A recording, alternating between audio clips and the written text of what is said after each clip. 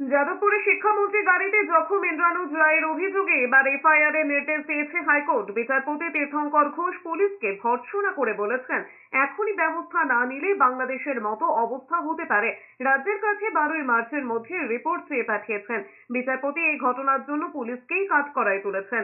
বলেছেন, পুলিশের গা ছাড়া মনোভাবের জন্য এই ঘটনা ঘটেছে। বিচারপতির প্রশ্ন, স্পেশাল ব্রাঞ্চের আধিকারিকরা কেন থাকেন? প্রয়োজনে এই মামলা স্পেশাল ব্রাঞ্চকে যুক্ত করবেন। ইতিমধ্যে যাদবপুরের ঘটনায় 7টি মামলা দায়ের হয়েছে। এর মধ্যে 4টি মামলায় ইন্দ্রানুজ রায়ের বিরুদ্ধে। কেন এক পক্ষের অভিযোগের ভিত্তিতে এফআইআর হয়েছে? যার আঘাত লেগেছে তার বিরুদ্ধে এফআইআর দায়ের হলেও কেন ইন্দ্রানুজের অভিযোগের ভিত্তিতে এফআইআর হলো না, তা নিয়ে হাইকোর্টে ভৎসনার মুখে পড়েছে পুলিশ। এরপরে ইন্দ্রানুজ রায়ের করা অভিযোগের ভিত্তিতে এফআইআর করার নির্দেশ দিয়েছেন বিচারপতি তীর্থঙ্কর ঘোষ।